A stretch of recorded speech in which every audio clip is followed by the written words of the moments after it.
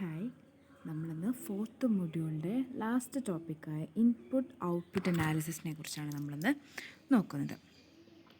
So input output analysis. In a modern economy, the production of one good requires the input of many other goods as intermediate goods in the production process. അതായത് ഇന്നത്തെ എക്കോണമിയിൽ ഒരു good ഉണ്ടാക്കണമെങ്കിൽ, ഒരു വസ്തു ഉണ്ടാക്കണമെങ്കിൽ, അല്ലെങ്കിൽ ഒരു വസ്തുവിൻ്റെ ഇൻപുട്ട് എന്ന് പറയുന്നത് ഒരുപാട് ഗുഡ്സ് അല്ലെങ്കിൽ ഒരുപാട് ഇൻ്റർമീഡിയറ്റ് ഗുഡ്സ് ആ പ്രൊഡക്ഷൻ പ്രോസസ്സിൽ എങ്ങനെ വന്നാലും ഉണ്ടായിരിക്കും. So Leontief input output model is a technique to explain the general equilibrium of the economy. It is also known as inter-industry analysis. ലിയോൺറ്റിഫിൻ്റെ ഇൻപുട്ട് ഔട്ട്പുട്ട് മോഡല് ഒരു എക്കോണമിയുടെ ജനറൽ ഇക്വിലിബ്രിയത്തെ കാണിക്കുന്നതാണ്. It explains the general equilibrium of the economy. ഇതിനെ നമ്മൾ ഇൻ്റർ industry analysis എന്ന് പറയുന്നു. Okay, അപ്പോൾ നമുക്ക് ഇൻപുട്ട് ഔട്ട്പുട്ട് മോഡൽ എന്ന് നമ്മൾ ഓൾറെഡി പറഞ്ഞു കഴിഞ്ഞു. So we have to know what is an input and what is output. Okay, ഔട്ട്പുട്ടിനെ കുറിച്ചും ഇൻപുട്ടിനെ കുറിച്ചും പ്രൊഫസർ JR ഹിക്സ് പറയുന്നുണ്ട്. So he state that input എന്നത് something which is both for enterprise, അതായത് എൻ്റർപ്രൈസിന് വേണ്ടി വാങ്ങുന്നതാണ്. ഇപ്പോൾ എനിക്കൊരു പ്രൊഡക്റ്റ് ഉണ്ടാക്കണം, ആ പ്രൊഡക്റ്റിന് വേണ്ടി ഞാൻ വാങ്ങുന്ന, ആ പ്രൊഡക്റ്റിന് വേണ്ടി ഞാൻ വാങ്ങുന്നതാണ് എന്ത്, എൻ്റെ ഇൻപുട്ട്. So output means something which is sold by it. ഞാൻ അഥവാ വിൽക്കുന്നതാണ് എന്ത്, ഔട്ട്പുട്ട് എന്ന് പറയുന്നത്. എനിക്ക് വേണ്ടി വാങ്ങുന്നത് ഇൻപുട്ട്, ഞാൻ വിൽക്കുന്നത് output. Okay, an input is obtained but an output is produced. ഒരു ഇൻപുട്ട് എങ്ങനെയാണ്, നമുക്കത് ലഭിക്കും, ഒബ്റ്റെയിൻ ചെയ്യണേ, നമ്മൾക്കത് ഒരു ഇൻപുട്ട് നമുക്ക് ലഭിക്കും. പക്ഷെ ഒരു ഔട്ട്പുട്ട് എന്താണ്, നമ്മൾ ക്രിയേറ്റ് ചെയ്യുന്നത് അഥവാ നമ്മൾ പ്രൊഡ്യൂസ് ചെയ്യുന്നതാണ്. Thus, input represent the expenditure of the firm and output its receipts. Input എന്ന് പറയുന്നതാണ് ഒരു ഫേം എവിടെയൊക്കെയാണ് അതിനു വേണ്ടി ചിലവാക്കുന്നത്, ഒരു ഫേം എവിടെയൊക്കെ ചിലവാക്കുന്നു എന്നതിനെ കാണിക്കുന്നത് എന്താണ്, ഇൻപുട്ടും. ഔട്ട്പുട്ട് എന്ന് പറഞ്ഞാൽ എവിടെ നിന്നൊക്കെ കിട്ടി, റെസീപ്റ്റ്സ് ആണെന്ത്, ഔട്ട്പുട്ടും. Therefore, input is A total cost of the firm and output is total revenue. ഇൻപുട്ടിനെ നമുക്ക് എന്താണ്, ഒരു കോസ്റ്റിൻ്റെ ടോട്ടൽ, ഒരു ഇൻപുട്ട് എന്ന് പറയുന്നത് ഒരു ഫേമിൻ്റെ ടോട്ടൽ കോസ്റ്റായിട്ട് നമുക്ക് കൂട്ടാം. അതായത് ഒരു ഇൻപുട്ട് എന്ന് പറഞ്ഞാൽ എന്താണ്, ആ ഫേമിനെ സംബന്ധിച്ചിടത്തോളം അതിന് വരുന്ന ചിലവുകളാണ് ഇൻപുട്ട്. ആൻഡ് ഔട്ട്പുട്ട് എന്ന് പറഞ്ഞാൽ എന്താണ്, അതിൻ്റെ total revenue. Total revenue means നമ്മുടെ ഔട്ട്പുട്ട് വിറ്റിട്ട് നമുക്ക് എന്താണോ നമുക്ക് കിട്ടുന്നത് അതിനെ നമ്മൾ എന്ത് ചെയ്തു, ടോട്ടൽ റവന്യൂ ആക്കി വിളിച്ചു. The input-output analysis tells us that there are industrial interrelationships and interdependencies in the economic system. ഒരു ഇക്കോണമിക് സിസ്റ്റം നിലനിൽക്കണമെങ്കിൽ എന്താണ്, മറ്റുള്ള ഇൻഡസ്ട്രിയായിട്ട് ഒരു ഇൻ്റർ റിലേഷൻഷിപ്പ് അഥവാ ഇൻ്റർ ഡിപ്പെൻഡൻസി വേണം. അതായത് ഒരു മ്യൂച്വൽ ഡിപ്പെൻഡൻ്റ് ആയിരിക്കണം.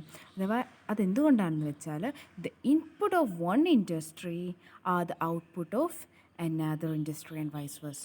ഒരു ഇൻഡസ്ട്രിയുടെ ഇൻപുട്ട് എന്ന് പറയുന്നത് മറ്റൊരു ഇൻഡസ്ട്രിയുടെ ഔട്ട്പുട്ടായിരിക്കണം. ഓക്കെ, ഒരു ഇൻഡസ്ട്രിയുടെ ഔട്ട്പുട്ട്, പക്ഷേ എന്നെ സംബന്ധിച്ച് എൻ്റെ ഇൻഡസ്ട്രിയെ സംബന്ധിച്ച് എന്താണ്, അത് എൻ്റെ ഇൻഡസ്ട്രിക്കുള്ള ഇൻപുട്ടാണ്.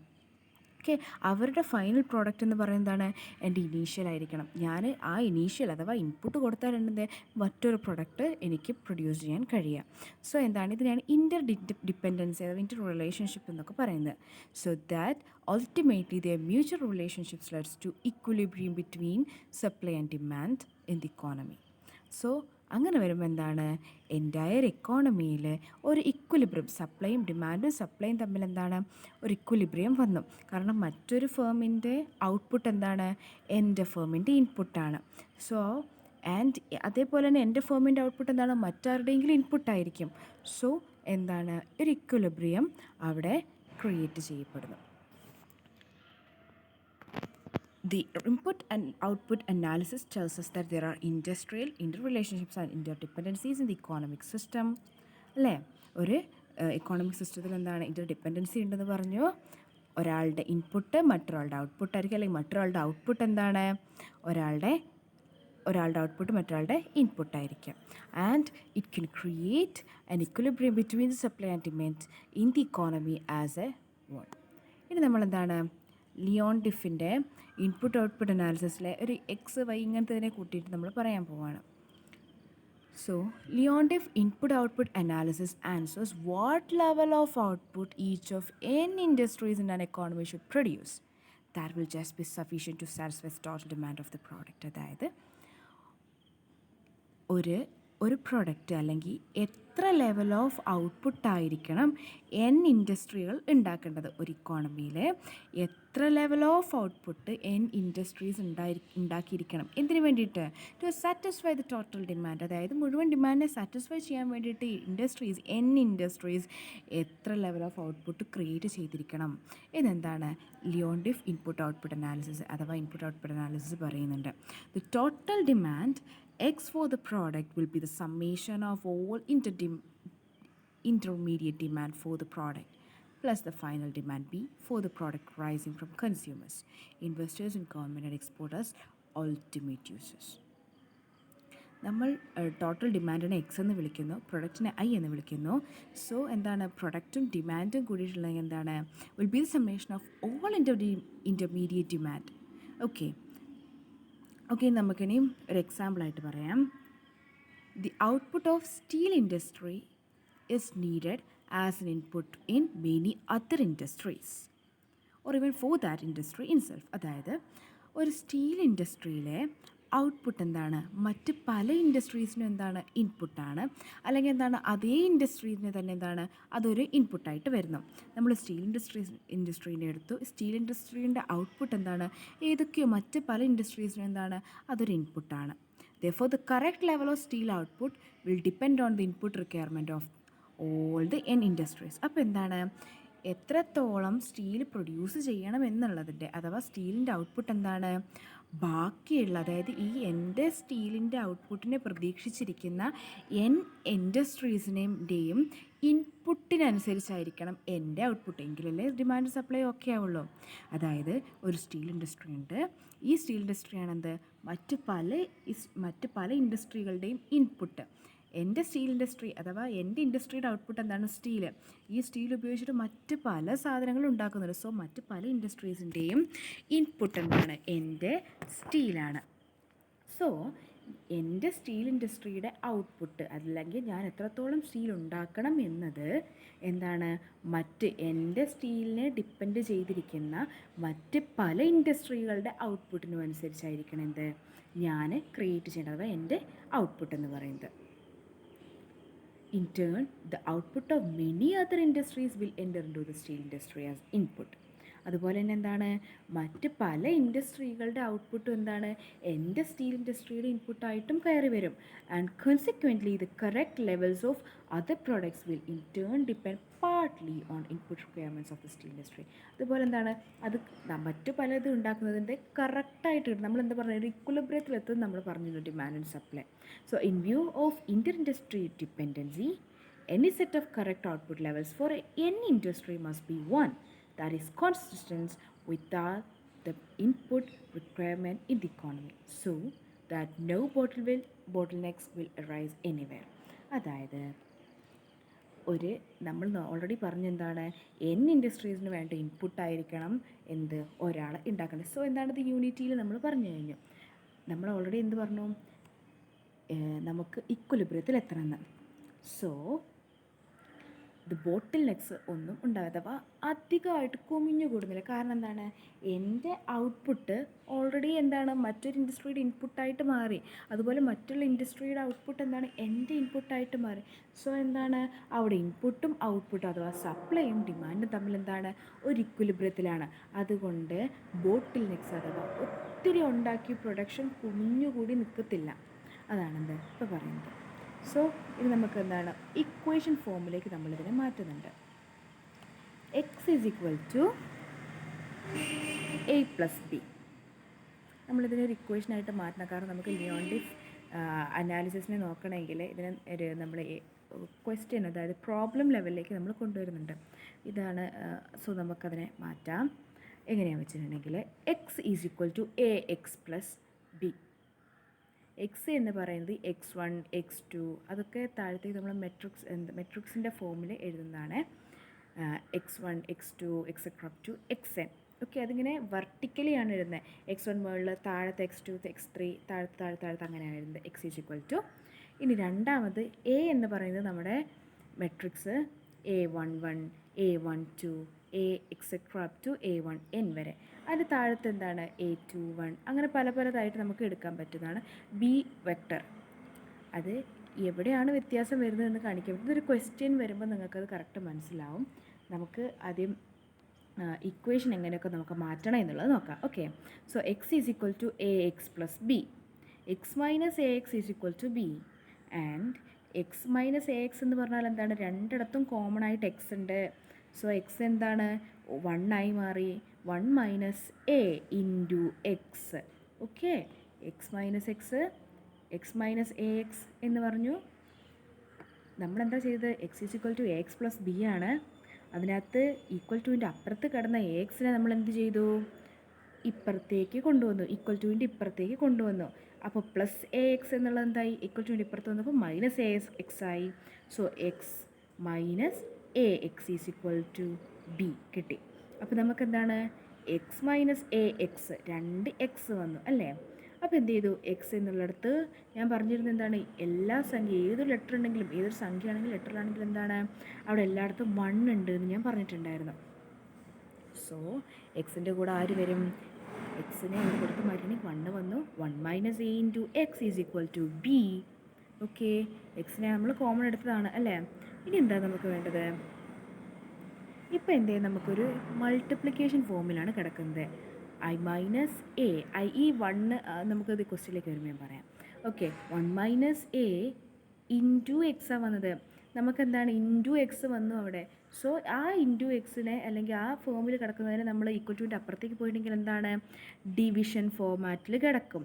So X is equal to, ശരിക്കത് ഞാനിവിടെ എഴുതിയിരിക്കുന്നത് 1 മൈനസ് എ ഇൻവേഴ്സ് ബി എന്ന് എഴുതിയിട്ടുണ്ട്.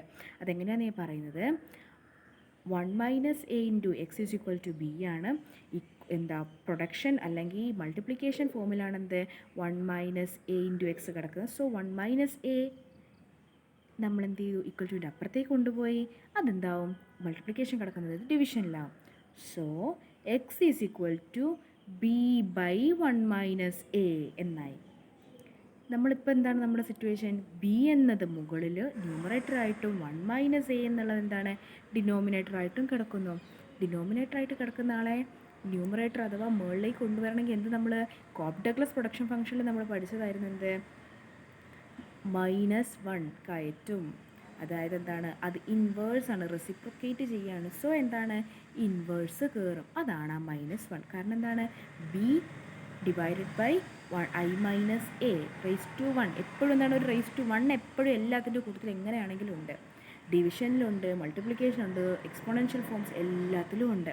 സോ എന്താണ്, ആ റേസ് ടു 1 ആണെന്ത് മുകളിലേക്ക് കയറിയപ്പോൾ -1 ആയത്. Okay, and X is equal to 1 minus A inverse into B. ഇതാണെന്ത് നമുക്ക് കിട്ടിയ ഇക്വേഷൻ. ഈ 1 മൈനസ് എനെ എന്താണെന്നറിയോ, നമ്മൾ ലിയോൺഡിഫ് മെട്രിക്സ് എന്ന് പറയും. ഓക്കെ, ഇനി നമുക്ക് കുറച്ച് അസംഷൻസ് ഉണ്ട്. അസംഷൻസ് എന്തൊക്കെയാണെന്ന് നോക്കാം. The whole economy is divided into 2 sectors, inter ഇൻഡസ്ട്രിയും ഫൈനൽ ഡിമാൻഡും. ഒരെണ്ണം എന്താണ്, ഒരു ഇൻഡസ്ട്രി മറ്റൊരു ഇൻഡസ്ട്രി തമ്മിൽ, അതായത് ഔട്ട്പുട്ട് ഇൻപുട്ടായി, അതും ഒരു ഹോൾ ഇൻഡസ്ട്രി, ഒരു ഇക്കോണമിയെ നമ്മൾ 2 സെക്ടേഴ്സാക്കി തിരിച്ചു. ഒന്നിനെ ഇൻ്റർ ഇൻഡസ്ട്രി എന്നും ഒന്നിനെ ഫൈനൽ ഡിമാൻഡ് സെക്ടർ എന്നും പറഞ്ഞു. ഫൈനൽ ഡിമാൻഡുമാണ് 2 സെക്ടേഴ്സ്. രണ്ടാമത്തത്, the total output of any inter industry sector is generally capable of being used as input by other inter industry sectors. അതായത് ഒന്നാമത്തെ അസംഷൻസ് നമ്മൾ പറഞ്ഞ എന്താണ്, 2 സെക്ടേഴ്സ് ഉണ്ട്. രണ്ടാമത്തെ അസംഷൻ എന്താണ്, ടോട്ടൽ ഔട്ട്പുട്ട് ഏതെങ്കിലും ഒരു ഇൻ്റർ ഇൻഡസ്ട്രി സെക്ടറിലാണ് കേട്ടോ. അതായത് വേറെ ഇൻഡസ്ട്രിയുടെ ഔട്ട്പുട്ട് മറ്റൊരു ഇൻഡസ്ട്രിക്ക് ഇൻപുട്ട് ആവുന്നു. അതാണത് നമ്മൾ പറഞ്ഞ രണ്ടാമത്തെ അസംഷൻ. മൂന്നാമത്തത്, each industry produces only 1 homogeneous product. അതായത് ഒരു ഇൻഡസ്ട്രി എന്താണ്, ഒരൊറ്റ പ്രൊഡക്റ്റിനെ മാത്രമേ പ്രൊഡ്യൂസ് ചെയ്യുന്നുള്ളൂ. അല്ലാതെ രണ്ട് പ്രൊഡക്ട്സ് നമ്മൾ ഒരുമിച്ച് ഉണ്ടാക്കുന്നില്ല. ഓക്കെ, നമ്മളിപ്പം ചായയും ബിസ്ക്കറ്റും കൂടെ ഉണ്ടാക്കുന്നില്ല. ഒന്നെങ്കിൽ ഞാൻ ബിസ്ക്കറ്റ് മാത്രം, അല്ലെങ്കിൽ ഞാൻ ചായ മാത്രം. ലൈക്ക് ജോയിൻറ്റ് പ്രൊഡക്ഷൻ അവിടെ ഇല്ല. Okay, fourth one, prices, consumer demands and factor supplies are given. അതായത് എത്ര പ്രൈസ് വരും, കൺസ്യൂമറിൻ്റെ ഡിമാൻഡ് എന്താണ്, ഫാക്ടർ എന്തൊക്കെ ഫാക്ടേഴ്സാണ് വരുന്നത് എന്നുള്ളത് എല്ലാം ഗിവൺ ആയിരിക്കും. അതായത് എല്ലാം ഇക്കോണമിയുള്ള എല്ലാം നമുക്ക് അറിയാൻ കഴിയുന്നതാണ്. And fifth one, constant returns to scale. Constant returns to സ്കെയിലും ആയിരിക്കും. സിക്സ്ത് അസംഷനാണ് there is no external economies and diseconomies of production. No external economies ഒന്നുമില്ല. നമുക്ക് ഈ പറയുന്ന ഈ ഹോമോജീനിയസ് ആയിട്ടൊരു പ്രൊഡക്ഷൻ ഉണ്ട്, ആ മാർക്കറ്റിൽ രണ്ട് പ്രൊഡക്ട്സ് ആണ് വരുന്നത്, ജോയിൻറ്റ് പ്രൊഡക്ഷൻ അല്ല. ഇത് ഈ ഒരു സെയിം അസംഷൻസിലാണ് എല്ലാം പോകുന്നത്.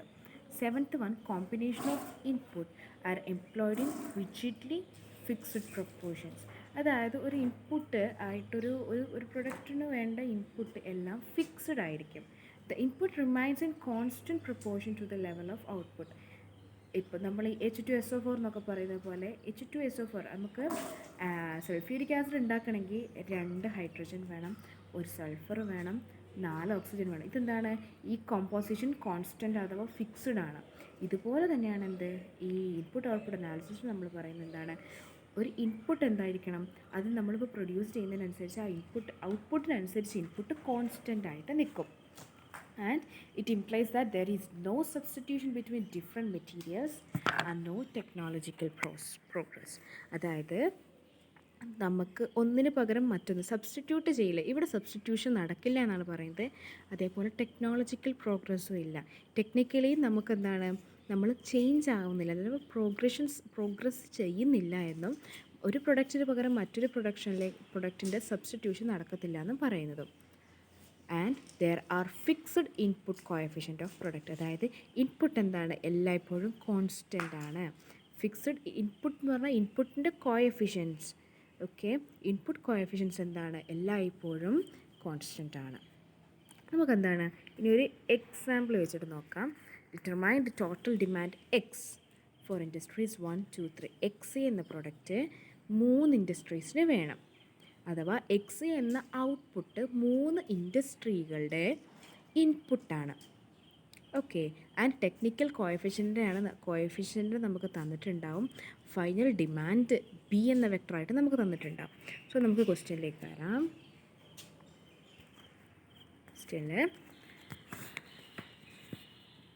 ഇതാണ് എ ആണ് question. A is equal to 0.3, 0.4, 0.1, 0.5, 0.2, 0.6, 0.1, 0.3 and again 0.1. Okay, അതെന്താണ്, നമുക്ക് മെട്രിക്സിൻ്റെ ഫോമിലാണെന്ത് നമുക്ക് കിട്ടിയിരിക്കുന്നത്. And B we can see that 20, 10 and 30. നമ്മളെന്താണ് ലിയോൺടിഫ് പാരഡോക്സ് എന്താണ് നമ്മൾ നേരത്തെ പഠിച്ചിരുന്നു എവിടെ. ആൻഡ് ഇൻപുട്ട് ഔട്ട്പുട്ട് അനാലിസിസിൽ I1 - A എന്നതിനെ നമ്മൾ ലിയോൺടിഫ് മെട്രിക്സിനെ നമ്മൾ പഠിച്ചിരുന്നു. I - A എന്നാണെന്ത് 1 - A എന്നാണ് ലിയോൺടിഫ് മെട്രിക്സ്. ഓക്കെ, 1 എന്ന് പറയുന്നതിന് ശരിക്കും ഐഡൻറ്റിറ്റി മെട്രിക്സ് ആണത്. ഐഡൻറ്റിറ്റി മെട്രിക്സ് നമ്മൾ നേരത്തെ പഠിച്ചിട്ടുണ്ട്. എന്താണ്, ഡയഗണലി എല്ലാം 1, 1, 1 അത് വരുന്നതാണെന്ത് identity matrix. So first of all നമ്മളെന്താണ്, നമ്മുടെ ഇക്വേഷൻ എങ്ങനെയായിരുന്നു, ഈ ഇൻപുട്ട് ഔട്ട്പുട്ട് അനാലിസിസിൽ നമ്മൾ കണ്ടെത്തിയ ഇക്വേഷനാണെന്ത്, X is equal to I - A inverse into B. Okay, അങ്ങനെ നമ്മൾ എക്സിനെ കണ്ടെത്താനുള്ള ഇക്വേഷനിലേക്കാണ്. അതായത് എക്സ് എന്താണ്, എക്സ് എന്നുള്ള ഔട്ട്പുട്ട് 1, 2, 3 ഇൻഡസ്ട്രികൾക്ക് ആവശ്യമാണ്. 3 ഇൻഡസ്ട്രീസിന് എവിടെയൊക്കെയാണ് ആവശ്യം എന്നുള്ളതാണ്, അല്ലെങ്കിൽ എത്രത്തോളം ആവശ്യമുള്ള ആണ് എന്നുള്ളതാണ് നമ്മൾ നോക്കുന്നത്. So X is equal to 1 I - A inverse into b. Actually b താഴത്ത് I - Aൻ്റെ കൂടെയുള്ളതാണ്. ഓക്കെ, I - A അഥവാ ഐഡൻറ്റിറ്റി മെട്രിക്സിൽ നിന്ന് നമുക്ക് കിട്ടിയിരിക്കുന്ന എയിനെയാണ് നമ്മൾ മൈനസ് ചെയ്യുന്നത്. സോ നമ്മുടെ ഐഡൻറ്റിറ്റി മെട്രിക്സിൽ 1 എന്നത് ഡയഗണലായിട്ട് മാത്രമാണ് കാണപ്പെടുന്നത്. സോ നമ്മുടെ എ എന്താണ്? ഫസ്റ്റ് ഓഫ് 0.3 ആണ്. 1 minus 0.3 which gives 0.7. Then 0 minus 0.4 gives minus 0.4. 0 minus 1.1 0.1 gives minus 0.1. Okay, അത് നമ്മൾ കംപ്ലീറ്റ് ആയിട്ട് അതായത് ഓരോ റോയ്ക്കും അനുസരിച്ച് ഓരോ റോയിനെ തന്നെ അതിൻ്റെ ഓപ്പോസിറ്റ് കിടക്കുന്ന റോയിനെ തന്നെ എന്ത് ചെയ്തു? നമ്മൾ മൈനസ് ചെയ്തു. And finally we get the answer 0.7 minus 0.4 minus 0.1 minus 0.5, 0.8, minus 0.6, minus 0.1, minus 0.3 and 0.9. നമുക്ക് എന്താണ്? ഇതാണ് നമുക്ക് I മൈനസ് എ ഐഡൻറ്റിറ്റി മെട്രിക്സിൽ നിന്ന് നമുക്ക് കിട്ടിയിരിക്കുന്ന ക്വസ്റ്റ്യനിലെ കോയഫിഷ്യൻറ്റ്. അതെന്താ? ടെക്നിക്കൽ കോയഫിഷ്യൻ്റായ എയിനെ നമുക്ക് മൈനസ് ചെയ്യുമ്പോൾ നമുക്ക് കിട്ടിയ ആൻസർ നമ്മൾ എഴുതി. ഇനി എന്താണ്? നമ്മൾ I minus A inverse is equal to 1 by dit A into adj. dit A കണ്ടെത്താനുള്ള വേ ആണ് ഇനി അടുത്തത്. ഇവിടെ dit A എന്ന് പറയുമ്പോൾ നമ്മൾ എടുക്കേണ്ടത് I മൈനസ് എയുടെ ഡിറ്റർമിനൻ്റ് ആണ്. dit A എന്ന് പറയുമ്പോൾ നമ്മുടെ ക്വസ്റ്റ്യനിൽ തന്നിരിക്കുന്നത് ടെക്നിക്കൽ കോയഫിഷ്യൻ്റ് ആയ എയിൻ്റെ ഡിറ്റർമിനൻ്റ് അല്ല. പക്ഷേ നമ്മൾ എടുക്കേണ്ടത് I മൈനസ് എ അഥവാ ഐഡൻറ്റിറ്റി മെട്രിക്സിൽ നമ്മൾ കുറച്ച് ടെക്നിക്കൽ കോയഫിഷ്യൻറ്റിൻ്റേതായ ആ എൻ്റെ ഡിറ്റർമിനൻ്റാണ് എടുക്കേണ്ടത്. സോ അതാണ് 0.7 into 0.72 minus 0.8 into 0.4 into minus 0.45 minus 0.06 into minus 0.1 0.15 into plus 0.08. Okay, ഇത് കംപ്ലീറ്റ് കണക്കാണ് വരുന്നത്. അത് വൃത്തിക്ക് മനസ്സിലായി ചെയ്യുക. ഡിറ്റർമിനൻ്റ് എങ്ങനെ ചെയ്യുന്നത് നമ്മൾ നേരത്തെ നോക്കിയിട്ടാണ്, നമുക്ക് ഓൾറെഡി പഠിക്കാനുള്ളതുമാണ്. സോ ഇവിടെ എടുക്കേണ്ട ഒരേ ഒരു കാര്യം സംശയം വരിക എന്ന് പറഞ്ഞാൽ എന്തിൻ്റെ ഡിറ്റർമിനൻ്റാണ് എടുക്കേണ്ടത് എന്നുള്ളതാണ്. അതെന്താണ്? എ അല്ല, പകരം I മൈനസ് എയുടെ ഡിറ്റർമിനൻ്റാണ് നമ്മളിവിടെ എടുക്കേണ്ടത്. ഓക്കെ, നമുക്ക് എടുത്തു. നമുക്ക് ഫൈനൽ ഡിറ്റർമിനൻ്റ് എന്ത് കിട്ടി? 0.151 നമ്മുടെ ഡിറ്റർമിനൻ്റായിട്ട് കിട്ടി. ഇനി എന്താണ്? നമുക്ക് അഡ്ജയിലേക്ക് പോകാം. അഡ്ജ എന്ന് പറയുന്നത് എന്താണ്? കോഫാക്ടറിൻ്റെ ഇൻവേഴ്സ്, അതായത് കോഫാക്ടറിൻ്റെ ഇൻവേഴ്സ് ആണ് എന്ത്? അഡ്ജ എന്ന് പറയുന്നത്. സോ A11 അതെങ്ങനെയാണ്? -1² ഇൻറ്റു 0.8 ഇൻറ്റു 0.9 മൈനസ് 0.6 ഇൻറ്റു -0.3. ഇതേതിൻ്റെയാണ് കണ്ടെത്തിയിരിക്കുന്നത്? നമ്മുടെ ഈ -1² എന്ന് എഴുതിയിട്ടുണ്ട്. പിന്നെ A12 -1³ എന്ന് എഴുതിയിട്ടുണ്ട്. എങ്ങനെയാണ്? A11 ഒന്നാമത്തെ റോയിൽ ഒന്നാമത്തെ കോളം. ഓക്കെ, A12 എന്ന് പറഞ്ഞാൽ ഒന്നാമത്തെ റോയിൽ രണ്ടാമത്തെ കോളം. അങ്ങനെയാണ് നമ്മളിതിനെ എടുത്തിരിക്കുന്നത്. സോ നമുക്കെന്താണ്? A11 ആയിട്ട് കോഫാക്ടർ കാണാൻ എല്ലാവർക്കും അറിയില്ലേ? സോ A11 എന്താണ്? 0.54, A12 0.51, A13 0.23. ഇതെല്ലാം ചെയ്ത് ഫൈനൽ ആൻസർ ആണ് കേട്ടോ. നമുക്ക് ലൈവ് ക്ലാസ്സിൽ ഇത് എങ്ങനെ വന്നു എന്നുള്ളത് നമുക്ക് ചെയ്ത് പഠിക്കാം. ഇത് എത്രയാണെങ്കിലും ഈ ക്വസ്റ്റ്യൻ ഇതേപോലെ ഞാൻ വായിച്ചിട്ടുണ്ടെങ്കിൽ നിങ്ങൾക്ക് മനസ്സിലാവില്ല. സോ ഫൈനലി ഞാനിതിങ്ങനെ പറഞ്ഞുതരാം. A13 0.23, A21 വിച്ച് മീൻസ് രണ്ടാമത്തെ റോയിൽ ഒന്നാമത്തെ കോളം. A22 എന്ന് പറഞ്ഞാൽ രണ്ടാമത്തെ റോയിൽ രണ്ടാമത്തെ കോളം. A23 പറഞ്ഞാൽ രണ്ടാമത്തെ റോയിൽ മൂന്നാമത്തെ column. Okay, A21 means 0.39, A22 0.62, A23 0.25. ഇനി എന്താണ്? മൂന്നാമത്തേനകത്ത് കിടക്കുകയാണ്. A31 മീൻസ് എന്താണ്? മൂന്നാമത്തെ റോയിൽ ഒന്നാമത്തെ കോളം. ആദ്യം എഴുതിയിരിക്കുന്നത് എയിൻ്റെ സബ്സ്ക്രിപ്റ്റിൽ ആദ്യം എഴുതിയിരിക്കുന്നത് റോയും രണ്ടാമത് എഴുതിയിരിക്കുന്നത് കോളത്തെയാണ് സൂചിപ്പിക്കുന്നത്. സോ A31 മീൻസ് മൂന്നാമത്തെ റോയിൽ ഒന്നാമത്തെ കോളം. A32 മീൻസ് മൂന്നാമത്തെ റോയിൽ രണ്ടാമത്തെ കോളം. A33 മീൻസ് മൂന്നാമത്തെ റോയിൽ മൂന്നാമത്തെ കോളം. സോ A31ൻ്റെ ആൻസർ 0.32, A32ൻ്റെ answer 0.47 and A33 is equal to 0.36. എന്താണ് നമുക്കിപ്പം നമ്മുടെ കോഫാക്ടർ കിട്ടി. കോഫാക്ടറിൻ്റെ ആണത് നമ്മൾ അതേപടി നിരത്തി എഴുതി. A11 എന്തായിരുന്നു? 0.54 ആയിരുന്നു. A12 0.51 ആയിരുന്നു. A13 0.23, A21 0.39, A22 0.62, A23 0.25, A31 0.32, A32 0.47 and A33 0.36. ഇതായിരുന്നു നമ്മുടെ കോഫാക്ടറിന് കോഫാക്ടറായിട്ട് കിട്ടിയിരിക്കുന്ന മെട്രിക്സിലെ റോസിനെ കോളമായിട്ട് എഴുതുന്നതാണ് എന്ത്? നമ്മുടെ അഡ്ജെ എന്ന് പറയുന്നത്. സോ നമുക്കിവിടെ കാണാം എന്താണ്? A11 ഒന്നാമത്തെ റോയിൽ ഒന്നാമത്തെ കോളമായിരുന്നു എന്ത്? 0.54. അതിന് നമുക്കൊന്നും മാറ്റാനില്ലല്ലോ. ശരി, നമ്മൾ അതേപടി എഴുതി. പിന്നെ ഒന്നാമത്തെ റോയിൽ തന്നെ രണ്ടാമത്തെ കോളത്തിൽ വരുന്ന ആളായിരുന്നു 0.51. അതിന് നമ്മൾ എന്ത് ചെയ്തു? തിരിച്ചെഴുതിയിട്ട് രണ്ടാമത്തെ റോയിൽ ഒന്നാമത്തെ കോളത്തിൽ എഴുതി വെച്ചു. അതെന്താ? 0.51. അതുപോലെ നമ്മുടെ കോഫാക്ടറായിട്ട് മൂന്നാമത്തെ കോളം അല്ലേ, അതായത് ഒന്നാമത്തെ റോയിൽ മൂന്നാമത്തെ കോളത്തിൽ 0.23 കിടക്കുന്നുണ്ട്. അദ്ദേഹം എന്ത് ചെയ്തു? താഴത്തെ അഡ്ജയിൽ വന്നപ്പോൾ എന്താണ്? മൂന്നാമത്തെ റോയിൽ ഒന്നാമത്തെ കോളത്തിൽ ആളെ. അതെന്താണ്? നേരെ ഇരിക്കുന്നത് ഹൊറിസോണ്ടലി ഉള്ളതിനെ നമ്മൾ വെർട്ടിക്കലി എഴുതി. അതാണ് നമ്മുടെ അഡ്ജെ. ഇനി എന്താ നമുക്ക് വേണ്ടത്? അഡ്ജെ ആയിട്ട് കിട്ടിയ ഉത്തരത്തിനെ നമുക്ക് ബി വെക്റ്റർ കൊണ്ട് മൾട്ടിപ്ലൈ ചെയ്യണം. ബി വെക്റ്റർ എന്തായിരുന്നു? ഫൈനൽ ഡിമാൻഡാണ്. ഓക്കെ, ഫൈനൽ ഡിമാൻഡാണത്. ഫൈനൽ ഡിമാൻഡ് എന്താണ്? 20, 30, 10.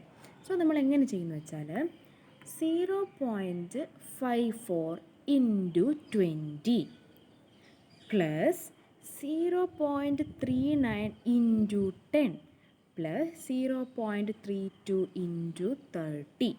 Okay, 0.54 into 20 plus 0.39 into 10 plus 0.32 into 30. ഇതാണത് നമുക്ക് കിട്ടേണ്ട ഫസ്റ്റത്തെ റോ. സെക്കൻഡ് റോ എങ്ങനെയാണ്?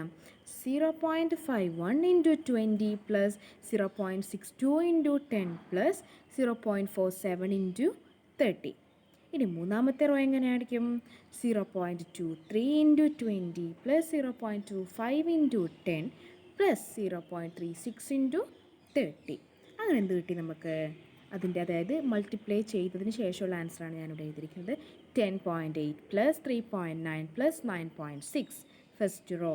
Second row 10.4 plus 6.2 plus 14.1. Third row 4.6 plus 2.5 plus 10.8. ഇതെല്ലാത്തിനെയും കൂടി നമ്മൾ സം ചെയ്തു. ഫസ്റ്റത്തെ റോ സം ചെയ്തപ്പം എന്ത് കിട്ടി? 24.3 കിട്ടി.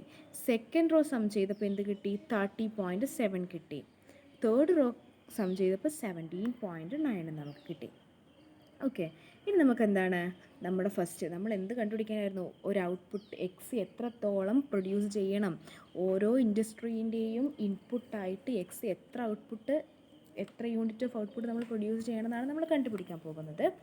So I minus A inverse is equal to 1 by dit A into adj. Determinant A എന്തായിരുന്നു? I മൈനസ്, അത് ഐഡൻറ്റിറ്റി മെട്രിക്സിൽ നിന്ന് നമ്മുടെ എയിനെ മൈനസ് ചെയ്തതായിരുന്നു എന്ത്? നമ്മുടെ I മൈനസ് ആ മൈനസ് ചെയ്തതാണ് എന്ത്? ആ മൈനസ് ചെയ്ത് കിട്ടിയ ആൻസറാണ്. അതായത് ഐഡൻറ്റിറ്റി മെട്രിക്സിൽ നിന്ന് എ എന്ന മെട്രിക്സിനെ മൈനസ് ചെയ്തപ്പോൾ, സബ്സ്ട്രാക്ട് ചെയ്തപ്പോൾ നമുക്ക് കിട്ടിയിരിക്കുന്ന മെട്രിക്സ് ഉണ്ട്. ആ മെട്രിക്സിൻ്റെ ഡിറ്റർമിനൻ്റ് ആണെന്ത്? ഇവിടെ എടുത്തിരിക്കുന്ന 1 by dit A.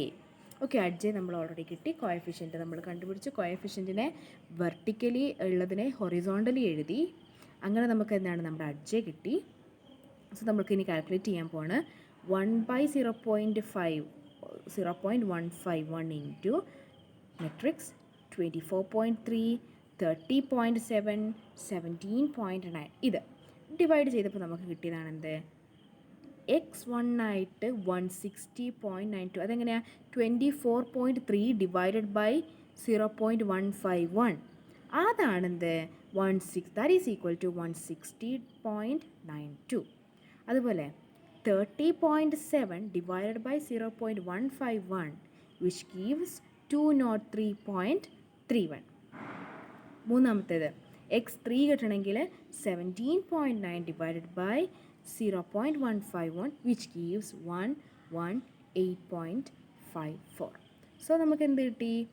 ഓരോന്നിനും വേണ്ട, അതായത് x1 എന്ന ഇൻഡസ്ട്രിക്ക് എത്ര വേണം, x2 എന്ന ഇൻഡസ്ട്രിക്ക് എത്ര വേണം, അല്ലെങ്കിൽ 1, 2, 3 എന്ന 3 ഇൻഡസ്ട്രീസിനെ നമ്മൾ പറഞ്ഞു.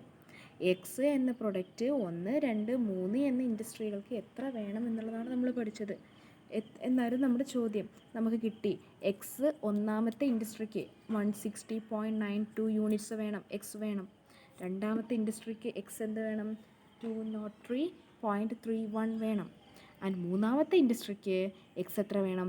118.54 വേണം. സോ ഇതാണ് എന്ത് പ്രോബ്ലം. സാധാരണ തിയറിയാണ് ഇതിൽ ചോദിക്കാറ്. പക്ഷേ നമ്മുടെ കഷ്ടകാലത്തിന് നമുക്കിനിയും പ്രോബ്ലം വരുമോയെന്ന് അറിയില്ല. സിമ്പിളായിട്ട് നമുക്ക് ചെയ്യാൻ പറ്റും തന്നെ ഉള്ളൂ. സാധാ മെട്രിക്സ് ആണ്. മെട്രിക്സ് എങ്ങനെ ചെയ്യണം എന്നുള്ളത് അറിഞ്ഞാൽ നമുക്കിത് ചെയ്യാൻ പറ്റും. ഇനി നമുക്ക് ലിമിറ്റേഷൻസിനെ നോക്കാം. Limitations of input output analysis. Okay, ഒന്നാമത്തേതാണ് consistency of input coefficient of production which was set up as a constant returns to scale and technique production. നമ്മൾ എന്ത് പറഞ്ഞു? കോൺസ്റ്റൻറ്റ് റിട്ടേൺസ് ടു സ്കെയിൽ ആണെന്ന് പറഞ്ഞു. പിന്നെ എന്തായിരുന്നു? ഒരാൾക്ക് ടെക്നിക്കൽ പ്രോഗ്രഷൻസ് ഒന്നുമില്ല നമ്മൾ പറഞ്ഞിരുന്നു. So it's framework rest on Leontief's basic assumption of constancy of input coefficient of production.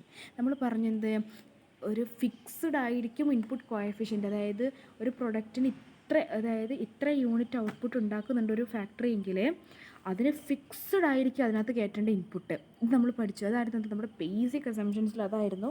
അതുപോലെ ടെക്നോളജി പ്രോഗ്രഷൻ ഇല്ല എന്നും പഠിച്ചിരുന്നു. സോ ഒന്നാമത്തെ ലിമിറ്റേഷനും അതുതന്നെയാണ്. അതിനെ നമുക്ക് ഒരു സ്റ്റേഷനറി എക്കോണമിയിലാണെങ്കിൽ ഇത് കുഴപ്പമില്ല, കോൺസ്റ്റൻറ്റ് റിട്ടേൺസ് ടു സ്കെയിൽ നമുക്ക് കുഴപ്പമില്ല. പക്ഷേ while there of constant technique of production in stationary, the assumption of constant returns to scale holds good in a stationary economy while there of constant technique of production in stationary technology. അതായത് എപ്പോഴും നമ്മൾ technology stationery ആയിക്കോണമെന്നില്ല, അഥവാ same ലെവലിൽ തന്നെ നിന്നോണമെന്നില്ല. It will change. Okay, രണ്ടാമത്താണെന്ത്? assumption of fixed coefficient of production ignores the possibility of factor substitution. അതായത് നമ്മൾ എന്ത് പറഞ്ഞു? ഈ പ്രൊഡക്ഷൻ്റെ കോഎഫിഷ്യൻസ് എല്ലാം ഫിക്സ്ഡ് ആണെന്ന് പറഞ്ഞു. സോ ഫാക്ടറെ നമുക്ക് മാറ്റാൻ പറ്റില്ല എന്ന് പറഞ്ഞു. But there is always the possibility of some substitution even in short period.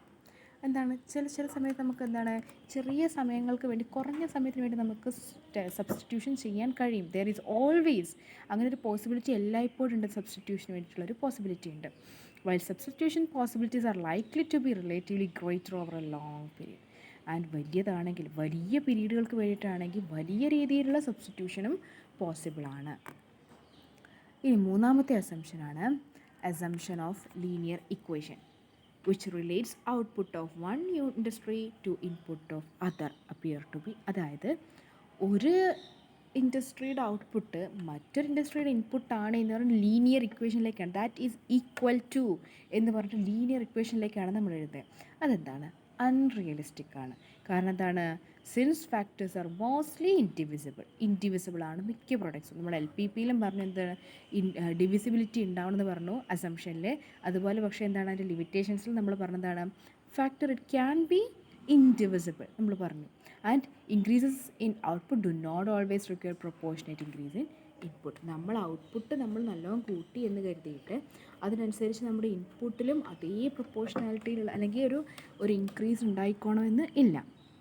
Fourth വണ്ണാണ് the rigidity of input output model can not reflect such phenomena as bottlenecks, increasing cost. അതായത് output input model എപ്പോഴും നമ്മളത് ഇക്വിലിബ്രിയത്തിലാണ്. ഒരു പ്രൊഡക്റ്റിന് വേണ്ട, ഒരു ഇൻഡസ്ട്രിക്ക് വേണ്ട ഇൻപുട്ടാണ് മറ്റൊരു ഇൻഡസ്ട്രിയുടെ ഔട്ട്പുട്ട് എന്നൊക്കെ നമ്മൾ പറഞ്ഞു. പക്ഷേ ദെർ ഈസ് ബോട്ടിൽനെക്സ്, അല്ലെങ്കിൽ കോസ്റ്റ് കൂടും, ബോട്ടിൽനെക്സ് ഒക്കെ ഫിനോമിനൊക്കെ എന്തായാലും ഉണ്ടാവും. അതിനെക്കുറിച്ചൊന്നും പറയുന്നില്ല. ഫിഫ്ത്ത് വൺ എന്താണ്? It doesn't tell us why the input and output are of a particular pattern on economy. നമ്മളെന്ത് പറഞ്ഞു? ഒരെണ്ണത്തിൻ്റെ ഒരെണ്ണത്തിൻ്റെ ഇൻപുട്ട് മറ്റേതിൻ്റെ ഔട്ട്പുട്ടായിരിക്കും, ഇതൊരു കറക്റ്റ് പാറ്റേണിലായിരിക്കും പോകുക എന്നൊക്കെ പറഞ്ഞു. ബട്ട് എന്തുകൊണ്ട് വൈ ഇൻപുട്ടും ഔട്ട്പുട്ടും പെർട്ടിക്കുലർ പാറ്റേണിൽ എക്കോണമിയിൽ പോകുന്നു എന്നുള്ളതിനെക്കുറിച്ച് നമുക്ക് പറഞ്ഞു തരുന്നില്ല. Sixth one, no mechanism for price adjustment in the input output analysis which makes it unrealistic. അതായത് നമ്മുടെ ഈ പ്രൈസ് അഡ്ജസ്റ്റ്മെൻറ്റിൽ എന്ത് ചെയ്യുന്നു എന്നുള്ളതിനെക്കുറിച്ച് പറയുന്നില്ല. The analysis of cost price relationship proceed on the assumption that each industrial sector adjusts price of its output by just enough to cover the change in case of its primary ingredient. അതായത് അവരുടെ ഔട്ട്പുട്ടിനനുസരിച്ച് just in case ചെറിയതായിട്ട് വരുന്ന കോസ്റ്റിനനുസരിച്ച് just enough to cover, അതായത് intermediate primary അല്ലെങ്കിൽ intermediate ഔട്ട്പുട്ടിനെ cover ചെയ്യാൻ വേണ്ടിയിട്ടുള്ള രീതിയിലുള്ള ചെറിയ ചേഞ്ചസ് മാത്രമേ വരുത്തുള്ളൂ പ്രൈസിൽ നിന്നാണ് എന്ത് പറയുന്നത്. സോ ഇവരെന്താണ് പ്രൈസ് അഡ്ജസ്റ്റ്മെൻറ്റ് മെക്കാനിസത്തെക്കുറിച്ച് നമ്മുടെ ഔട്ട്പുട്ട് അനാലിസിസ് എന്താണ് പറഞ്ഞു വെക്കുന്നില്ല, വിച്ച് മേക്സ് ഇറ്റ് അൺറിയലിസ്റ്റിക്. ഇനിയും ഏഴാമത്തതാണ് input output analysis rules out joint production ഇല്ല എന്ന് നമ്മൾ അസംഷൻസിൽ പറഞ്ഞതാണ്. അത് തന്നെ എന്താണ് ഒരു ലിമിറ്റേഷനാണ്. അതായത് ഹോമോജീനിയസ് പ്രൊഡക്ഷൻ ആണ് എന്ന് പറഞ്ഞത് ഒരൊറ്റ ഒന്നിനെ മാത്രമേ ക്രിയേറ്റ് ചെയ്യുന്നുള്ളത് പറഞ്ഞു. The dynamic input-output analysis involves certain consumption difficulties. First, the use of capital in production necessarily leads to stream of output of different points in time being jointly produced. എങ്ങനെ വന്നിട്ടുണ്ടെങ്കിലും എന്താണ് ഒരു ജോയിൻറ്റ് പ്രൊഡക്ഷന് നല്ല സാധ്യതയുണ്ട്. But input output analysis എന്താണ് joint production ഇല്ല, അതായത് ഒരുമിച്ച് നമ്മൾ ഉണ്ടാക്കില്ല എന്നുള്ളത് പറഞ്ഞു. ആൻഡ് എട്ടാമത്താണെന്ത് it can not be taken for investment and output will necessarily be non negative. നമുക്ക് കുറച്ച് നോൺ നെഗറ്റീവ് കൺസ്ട്രെയിൻസ് ഉണ്ട്. അതായത് ഇൻവെസ്റ്റ്മെൻറ്റ് ഇല്ലാത്ത അവസ്ഥ അല്ലെങ്കിൽ നെഗറ്റീവിലേക്ക് കയറി പോകുന്ന അവസ്ഥയും ഔട്ട്പുട്ട് നെഗറ്റീവിലേക്ക് കയറി പോകുന്ന അവസ്ഥയെക്കുറിച്ചും ഇതിനകത്ത് പറയുന്നില്ല. Okay, it can not be taken for investment and output will necessarily be non negative. ഇനി ഒമ്പതാമത്തേതാണെന്ത് the input output model thrives on equation that cannot be easily arrived at. ഈ ഇക്വേഷൻസ് നമുക്ക് പെട്ടെന്ന് ഉണ്ടാക്കാൻ പറ്റുന്ന ഒന്നല്ല. അതാണെന്ത് മറ്റൊരു limitation. The first thing is to ascertain the pattern of equation. നമുക്കെന്താണ് ഇക്വേഷൻ്റെ പാറ്റേൺ എങ്ങനെയെന്ന് അറിയണം. പിന്നെന്താണ് ആവശ്യത്തിനനുസരിച്ച് ഡാറ്റയുടെ വോളിയം നമുക്ക് കിട്ടണം. പാറ്റേൺ ഉണ്ടാക്കി വോളിയം കിട്ടണം. പിന്നെന്താണ് equation presuppose the knowledge of higher mathematics and correct data are not so easy to ascertain. എന്താണ് നല്ല ഹൈ ലെവൽ ഓഫ് മാത്തമാറ്റിക്സ് ആണ് എന്നിവർ പറഞ്ഞു വെക്കുന്നു. ഓക്കെ, ഇക്വേഷൻസ് എന്താണ് ഹൈ മാത്തമാറ്റിക്കൽ ഐഡിയാസ് ആവശ്യമാണ്. ആൻഡ് എന്താണ് എല്ലായ്പ്പോഴും നമുക്ക് കറക്റ്റ് ഡാറ്റ, അതായത് കറക്റ്റ് ഇത്ര തന്നെ വേണം, ഇത്രയാണ് അതിൻ്റെ ഔട്ട്പുട്ട്, കറക്റ്റായിട്ടുള്ള ഒരിക്കലും അറിയാൻ പറ്റില്ല. ബട്ട് ഈക്വേഷൻ എന്താണ് അത് ആവശ്യമാണ്. This makes the input output model abstract and difficult. എന്താണ് പെട്ടെന്നൊന്നും നമുക്ക് ഇക്വേഷൻ കണ്ടെത്താൻ കഴിയില്ല. കാരണം എന്താണ് അതിൻ്റെ പാറ്റേൺ കണ്ടെത്തണം, അത് നല്ല ബുദ്ധിമുട്ടാണ്. വോളിയം കണ്ടെത്തണം ഡാറ്റയുടെ, അതായത് ഇതിനിത്ര x1 എത്ര വേണം, അല്ലെങ്കിൽ ടോട്ടൽ ഔട്ട്പുട്ട് എത്രയാണ്, അങ്ങനെയെങ്കിൽ അതിലേക്കുള്ള ഇൻപുട്ട് ഒരെണ്ണത്തിലേക്കുള്ള ഇൻപുട്ട് ഇത്ര കൊടുക്കണം എന്നുള്ളതൊക്കെ അറിയുന്നത് എന്താണ് അത് നല്ല ബുദ്ധിമുട്ടുള്ള കാര്യമാണ്. So this is it. ഇതാണ് ഇൻപുട്ട് ഔട്ട്പുട്ട് മോഡൽ. ഇതോടുകൂടെ 4th മൊഡ്യൂളിലെ എല്ലാം നമ്മൾ എടുത്തു കഴിഞ്ഞു. So thank you class. ഇത് കേട്ടിട്ട് എന്തെങ്കിലും സംശയങ്ങളുണ്ടെങ്കിൽ ചോദിക്കുക.